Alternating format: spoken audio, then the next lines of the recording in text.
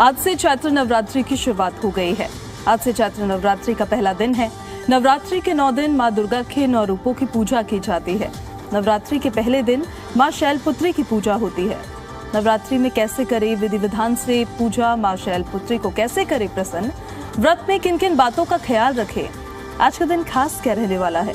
हमारे साथ मौजूद है ज्योतिषाचार्य वाई राखी जी। बहुत स्वागत है मैम आपका।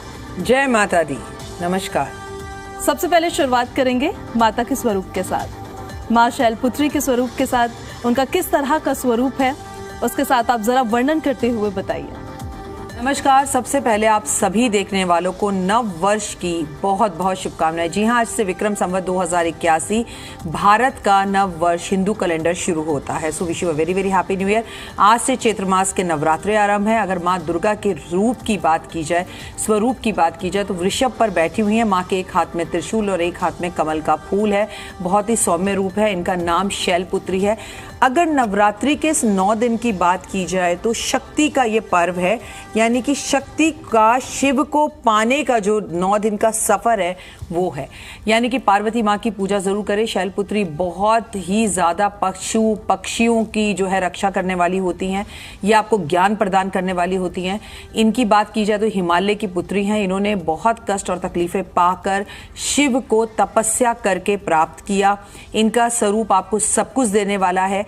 आज माँ आपको ये बताती है कि तप जप से आप जीवन में सब कुछ प्राप्त कर सकते हैं। और माँ एक मंद मुस्कान लेकर वृषभ पर बैठकर आपके कष्टों का निवारण करने आ चुकी है। तो आप सभी को आज के दिन की ढेरों शुभकामनाएं। राखी जी, माता कृपालु है, दयालु है, ममता का सागर है। उनकी जब पूजा अर्चना आज के दिन करते हैं तो किस तरह का फल मिलता है? देखिए, आज के दिन आप नवरात्रि, मैं आपको बताऊंगी, हमारे यहाँ सुबह भी पूजा होती है, हमारे यहाँ शाम भी पूजा होती है। आज घट स्थापना का दिवस है। लोग अपने घर में कलश स्थापना करते हैं, माँ के जौ बीजते हैं। मैं आपको बता दूं कि जो भी दुर्गा भवानी की पूजा अपने घर में करता है, जो भी कलश अपने घर में स्थापित करता है, उसके दुख तकलीफें दूर हो जाते हैं। अगर आपके घर में सूतक पातक है, पीरियड्स हैं, आप नहीं कर पा रहे पूजा, तो यकीन मानिए वो 5 दिन में भी अगर आप मानसिक जाप करते हैं, भगवान का नाम लेते हैं, अगर भगवान को ध्याते हैं, तो भी आपको 100% इसके रिजल्ट्स मिलेंगे। आपकी हर मनोकामना पूर्ण होती है। ये ना, जब भी नवरात्रे आते हैं, साल में 4 बार आते हैं। 2 गुप्त नवरात्रे आते हैं और 2 नवरात्रे जो हम मनाते हैं। उसमें से जो चैत्र के नवरात्रे हैं, ये मौसम परिवर्तन का समय। आप देख रहे हैं कि सर्दी से एकदम से गर्मी आई है। अगर आप व्रत रखते हैं तो खुद पर संयम कर पाते हैं। आपको जो है कीटाणुओं से बचाव होता है। आपको भोजन कम खाना होता है, फलहार पर रहना होता है। तो आपके मन की कोई भी इच्छा हो, सिर्फ जगदम्बे, शेरावाली, माता रानी कहकर आज के दिन अगर आप पुकारते हैं तो निश्चित रूप से आपके सारे कार्य सफल होते हैं। कल रात को ग्रहण था, वो भारत में नहीं था, तो अभी आप इस वक्त जब ये कार्यक्रम देख रहे हैं तो घट स्थापना कर सकते हैं। सर्व सिद्धि योग के साथ इस बार ये नवरात्रे आ रहे हैं और बहुत ही अच्छे योग हैं।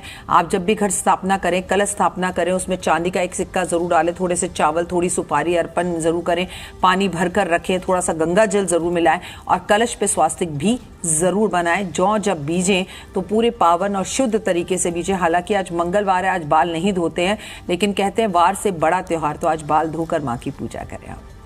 अब हम अगर जाएं पूरे विधि पर कि माँ की अगर आरती करनी है, उनकी अर्चना करनी है, तो विधि विधान क्या होता है, पूरी पूजा की विधि क्या होती है? देखिए, आपको सबसे पहले अगर आपके यहाँ कलश स्थापना होती है तो आप कलश स्थापना कीजिए। कलश पे एक नारियल जरूर रखिए। मैंने आपको कलश के अंदर क्या क्या सामग्री डालनी है वो बताई। और लाल कपड़े में कलश को जो है, वो जो नारियल है उसे लपेटिए जरूर।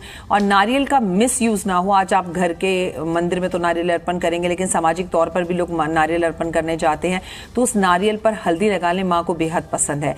इसके बाद मैं आपसे कहूंगी कि जो जौ बीजते हैं उसमें रेत और मिट्टी का समावेश होना चाहिए। कईयों के घर गेहूं बीजा जाता है तो कईयों के घर केवल जौ बीजी जाती है। माँ की अखंड ज्योत आप जला रहे हैं तो इस साल का राजा मंगल है और जो मंत्री है वो शनि है। इस संवत का नाम क्रोधी है। इस वर्ष लोगों को क्रोध बहुत आएगा, गुस्सा बहुत आएगा, रिलेशंस बहुत खराब होंगे, इस तरह का अग्निकांड बहुत होंगे, भूकंप बहुत आएंगे, आतंकवादी हमलों का होना, मौसम का परिवर्तन होना और बहुत बहुत ज्यादा जो है गर्मी का पड़ना, इन कष्टों से अगर आपको बचना है तो आज हनुमान जी का सुंदरकांड का पाठ भी जरूर करें। आज अपने घर में माँ की अखंड जोत जला रहे हैं तो उसमें 2 लौंग और कपूर जरूर जलाएं। अगर आप अपने घर की नकारात्मकता को दूर करना चाहते हो तो कपूर लैंप अपने घर में जलाना आज के दिन अनिवार्य है।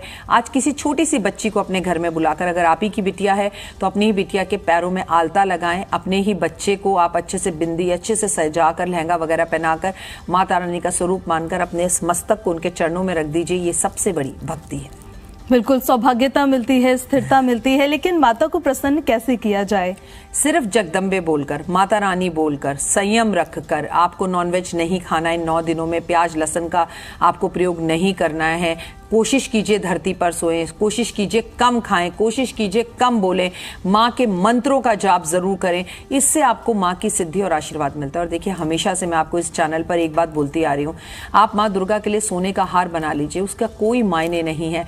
लेकिन जब तक आप अपने घर में बैठी हुई सासू माँ और माँ के साथ रिश्तों को अच्छा नहीं करते तो सासू माँ के पैर छूकर उनके आशीर्वाद लीजिए। आज साउथ इंडियन तरीके से उगादी भी है, आज नववर्ष मनाया जाता है, वहां पर बहुत सारी जगहों पर आज नववर्ष है, भारत का भी नववर्ष है। तो मैं कहूंगी अपने बड़ों के पैर छू के, मम्मी पापा के पैर छू के उनका आशीर्वाद लें, सासू माँ के साथ रिश्ते सही करें, माँ को जिस चीज की जरूरत है वो दिलाएं। और माँ का सच में आशीर्वाद पाना चाहते हैं, दुर्गा भवानी का, तो अपनी माँ को आज मंदिर जरूर लेके जाएं। राखी जी, इस बार क्या कोई खास सहयोग बन रहा है, और अगर बन रहा है तो किस तरह का सहयोग बन रहा है, उससे किस तरह का फल मिल सकता है? माता घोड़े पर बैठकर आ रही है बेटा इस बार, और घोड़े पर बैठकर क्या होता है, युद्ध होता है। तो इस बार युद्ध की स्थितियां देश और दुनिया में बहुत ज्यादा रहेंगी, और जिस तरह के किसान विरोध होते हैं, आंदोलन होते हैं, वो और देखने के लिए मिल सकते हैं। माँ के इस बार के नवरात्रों में सर्व सिद्धि योग बन रहा है, अमृत योग बन रहा है, शश योग बन रहा है, बहुत सारे योग बन रहे हैं। शनि खुद अपने घर की जो है कुंभ राशि के अंदर है और मंगल उनके साथ बैठा है। वहीं पर सूर्य नीच राशि में बैठा हुआ है, मीन राशि में राहु उसके साथ बैठे हुए हैं, जो कि सूर्य का राशि परिवर्तन बस कुछ ही दिनों में होने वाला है। मैं आपको एक बात बता दूं, अगर मंगल के इस क्रोधीन हमें रूप से बचना है, अग्निकांडों से बचना है, तो हमें माँ दुर्गा की पूजा के साथ साथ इस बार हनुमान जी को भी ध्याना पड़ेगा, कर्म करने पड़ेंगे। अगर आप व्रत नहीं रख सकते, आपको कोई बीमारी है, तकलीफ है, तो उन लोगों का व्रत पूर्ण करने में मदद कराइए जिन्होंने व्रत रखा हुआ है। जैसे उन्हें कुछ कुट्टू का आटा, सिंघाड़े का आटा, कोई भी सामग्री दिलवा दीजिए। आप व्रत रखें ना रखें, लेकिन लोगों की मदद करें, क्योंकि जो देंगे वही मिलेगा। Just believe in Karma. जिस तरह से गर्भवती महिलाओं की अगर बात कर ली जाए, जो दफ्तर जाने वाले लोग होते हैं, उनको किस तरीके से पूजा पाठ करना चाहिए? बेटा, जैसे आप ऑफिस आई हो, अगर मैं आप बात करूं, जो महिलाएं ऑफिस जाती हैं, तो पहले 2 नवरात्रे रख लीजिए, आज का नवरात्रा और कल का नवरात्रा। अब आप पहला नवरात्रा रखें, फिर बीच में अन्न खा लें, फिर आखिरी नवरात्रा रखें, तो मुझे लगता है वो लॉजिक नहीं होता है। आप पहले के 2 नवरात्रे रखिए या आखिरी के 2 नवरात्रे रखिए, ज्यादा मत रखिए। अगर आपके ऊपर वर्कलोड बहुत ज्यादा है, आप नवरात्रे नहीं रखना चाहते, मत रखिए, लेकिन मानसिक जाप कीजिए। आपको जब भी मौका मिले माँ की पूजा, आराधना, अर्चना जरूर कीजिए, माँ का नाम जाप कीजिए। और अगर आप गर्भवती हैं तो कतई ही आपको व्रत नहीं रखना, क्योंकि आप अपनी मर्जी से व्रत रख सकती हैं। जो नन्ना मुन्ना बच्चा या बच्ची आपके गर्भ में है, उसे आप व्रत नहीं रखवा सकते। तो मेरा आपको ये निवेदन है। और बाकी मैं एक एस्ट्रोलॉजर हूँ, वही कीजिए जो आपकी सास कहे। अपनी सास की बातों को, अपने घर की प्रथाओं को फॉलो जरूर कीजिए। क्या कोई खास तरह के उपाय भी राखी जी किए जा सकते हैं घर की सुख शांति को लेकर, जीवन में सुख शांति को लेकर? मेरा बच्चा, अगर आज उपाय नहीं किए तो ओए होए कब करेंगे? बिल्कुल, बहुत बहुत बहुत सारे उपाय किए जा सकते हैं। जैसे आज माँ को कमल का पुष्प अर्पण जरूर करें। मैंने उनके स्वरूप में आपको बताया कि उनके हाथ में आज कमल का पुष्प है। अगर आपको दुश्मन बहुत तंग कर रहे हैं तो माँ को त्रिशूल आज अर्पण कीजिए, उनके हाथ में त्रिशूल है। आज किसी भी बैल को आप कुछ खीरा या पालक या साग जरूर खिलाएं, उसकी सेवा करें, क्योंकि माँ वृषभ पर ही सवार है। आज आप अपने घर के मुख्य दरवाजे पे स्वास्तिक जरूर बनाएं। आज माँ को इत्र जरूर लगाएं। आज शैलपुत्री माँ को याद करें। अगर उनकी तस्वीर आपके पास है तो शैलपुत्री माँ के सामने गाय के घी का दिया जलाएं। और अगर आपके पास उनकी तस्वीर नहीं है तो माँ दुर्गा भवानी के सामने अर्पण करें। आज एक सूखा गोला ले लें, उस गोले को ऊपर से काटें, उसमें ऊपर तक मिश्री भरकर और मिश्री जो है अर्पण करें। मैं आपको बता दूं, आज के दिन माँ को कमल का पुष्प अर्पण किया जाता है, या गुड़हल का पुष्प अर्पण किया जाता है, या लाल पुष्प अर्पण किए जाते हैं। वहीं माँ के भोग की बात की जाए तो आज आप माँ को घी का भोग जरूर लगाएं, या घी से बनी हुई मिठाइयों का भोग जरूर लगाएं। किस रंग के आज कपड़े पहनने चाहिए? देखिए, पूरे नवरात्रे आप जिस मर्जी रंग के कपड़े पहन सकते हैं, लेकिन काले और नीले रंग के कपड़े नहीं पहनने चाहिए। आपको नवरात्रों में लाल रंग के कपड़े, ऑरेंज कलर के कपड़े, ग्रीन कलर के कपड़े, मर्जेंटा कलर के कपड़े, पिंक कलर के कपड़े, येलो कलर के कपड़े ज्यादा पहनने चाहिए। और वैसे अगर आज की शैलपुत्री की बात की जाए तो माँ को सौम्य कलर सफेद रंग पसंद है, लेकिन हम लोग सफेद रंग को सुहागने बुरा मानते हैं, तो आप सफेद रंग के कपड़े पहनकर उसके ऊपर लाल चुन्नी ले सकते हैं, या ऐसा कोई कपड़ा पहन सकते हैं जिसमें व्हाइट कलर का थोड़ा सा बॉर्डर लगाओ। It is more than enough. मैं आपसे ये भी जानना चाहती थी कि हमारे देश के लिए ये नवरात्र क्या लेकर आ रहे हैं?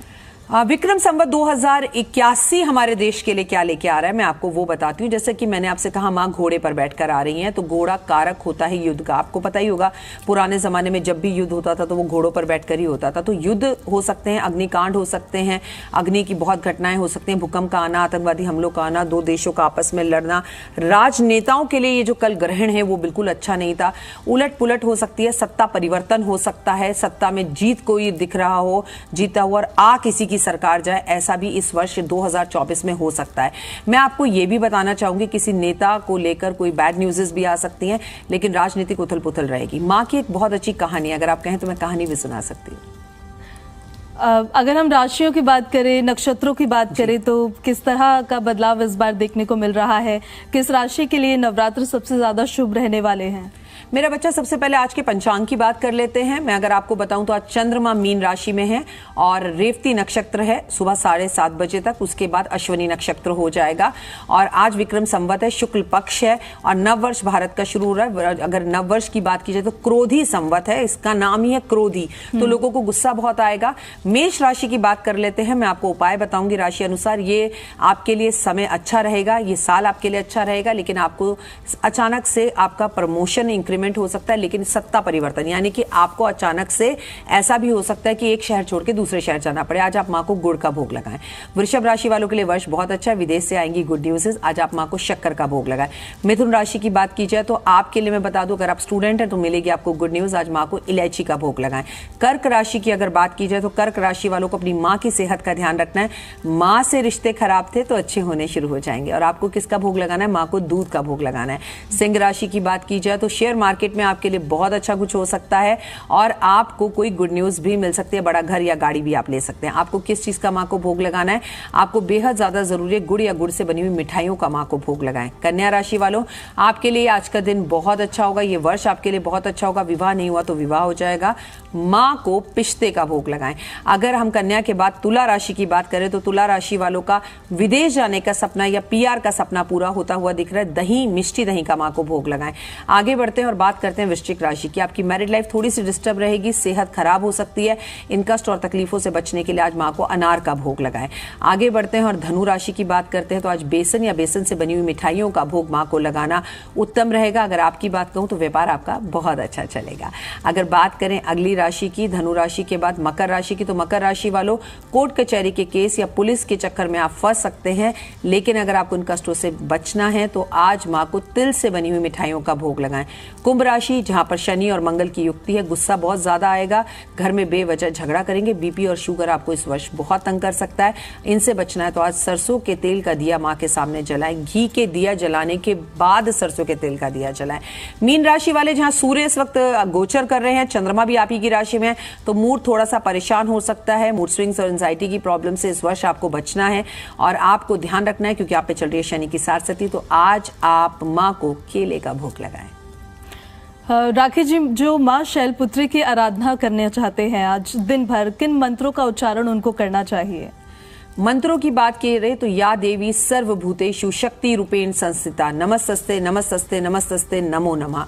अगर आप शैलपुत्री की पूजा करना चाहते हैं तो ओम ह्रीं क्लीं चामुंडाय विचा, ओम शैलपुत्री नमः, ये जाप आप मंत्र कर सकते हैं। गायत्री मंत्र का जाप कर सकते हैं। मैं आपको बता दूं कि शैलपुत्री की पूजा करने से हमारा सूर्य ग्रह बहुत अच्छा होता है। सूर्य इस वक्त नीच राशि मीन राशि में है और उसे कल ग्रहण भी लगा है। ये ग्रहण अगले 1 महीने तक और अगले 7 महीने तक दुनिया में उथल पुथल हमें दिखाने वाला है। तो अगर आप अपना सूर्य अच्छा करना चाहते हैं, अगर आपका सूर्य अच्छा हो गया तो यकीन मानिए आपकी कुंडली में सभी ग्रह बहुत अच्छे हो जाएंगे।